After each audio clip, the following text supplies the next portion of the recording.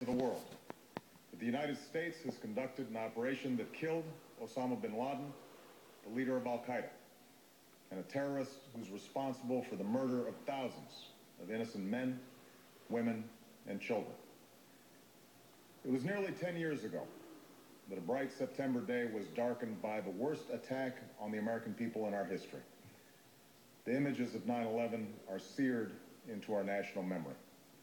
Hijacked planes cutting through a cloudless September sky, the Twin Towers collapsing to the ground, black smoke billowing up from the Pentagon, the wreckage of Flight 93 in Shanksville, Pennsylvania, where the actions of heroic citizens saved even more heartbreak and destruction. And yet we know that the worst images are those that were unseen to the world. The empty seat at the dinner table, children who were forced to grow up without their mother or their father, parents who would never know the feeling of their child's embrace, nearly 3,000 citizens taken from us, leaving a gaping hole in our hearts. On September 11th, 2001, in our time of grief, the American people came together. We offered our neighbors a hand, and we offered the wounded our blood. We reaffirmed our ties to each other and our love of community and country. On that day, no matter where we came from, what God we prayed to, or what race or ethnicity we were united as one American family. We were also united in our resolve to protect our nation and to bring those who committed this vicious attack to justice. We quickly learned that the 9/11 attacks were carried out by Al-Qaeda, an organization headed by Osama Bin Laden, which had openly declared war on the United States and was committed to killing innocents in our country and around the globe.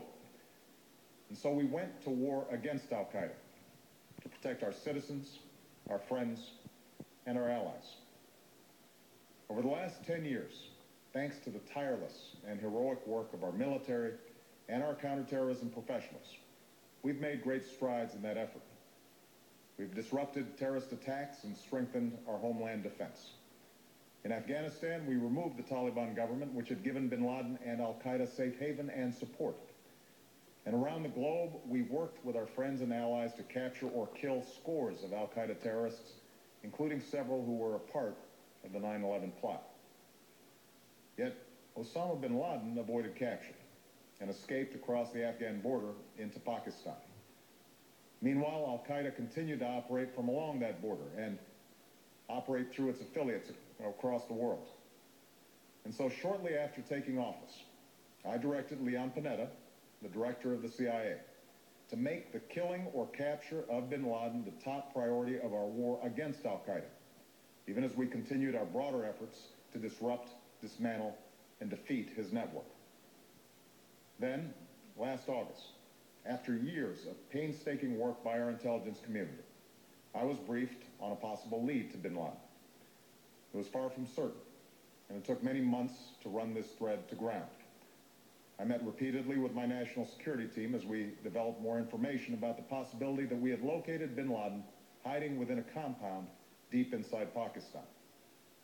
And finally, last week, I determined that we had enough intelligence to take action and authorized an operation to get Osama bin Laden and bring him to justice.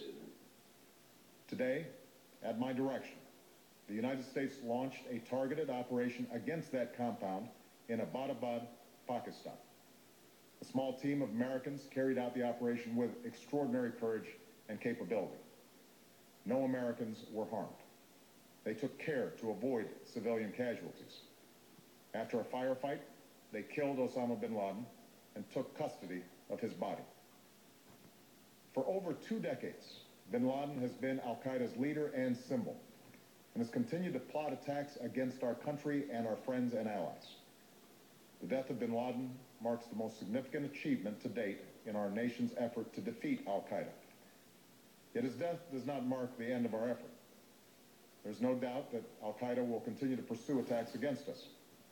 We must, and we will, remain vigilant at home and abroad.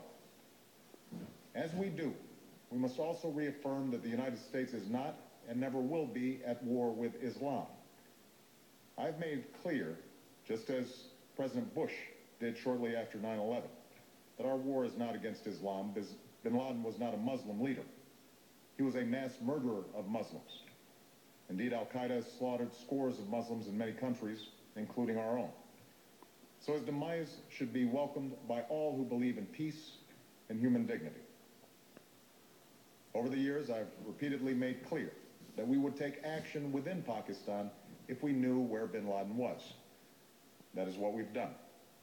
But it's important to note that our counterterrorism cooperation with Pakistan helped lead us to bin Laden and the compound where he was hiding. Indeed, bin Laden had declared war against Pakistan as well and ordered attacks against the Pakistani people. Tonight, I called President Zardari, and my team has also spoken with their Pakistani counterparts. They agree that this is a good and historic day for both of our nations. And going forward, it is essential that Pakistan continue to join us in the fight against al-Qaeda and its affiliates. The American people did not choose this fight. It came to our shores and started with the senseless slaughter of our citizens.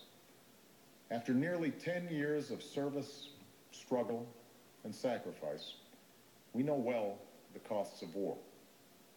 These efforts weigh on me every time I, as Commander-in-Chief, have to sign a letter to a family that has lost a loved one, or look into the eyes of a service member who's been gravely wounded. So Americans understand the costs of war. Yet, as a country, we will never tolerate our security being threatened, nor stand idly by when our people have been killed. We will be relentless in defense of our citizens and our friends and allies. We will be true to the values that make us who we are.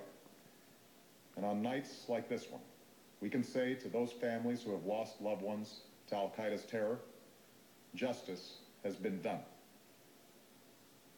Tonight, we give thanks to the countless intelligence and counterterrorism professionals who've worked tirelessly to achieve this outcome. The American people do not see their work nor know their names, but tonight they feel the satisfaction of their work and the result of their pursuit of justice. We give thanks for the men who carried out this operation, for they exemplify the professionalism, patriotism, and unparalleled courage of those who serve our country. And they are part of a generation that has borne the heaviest share of the burden since that September day.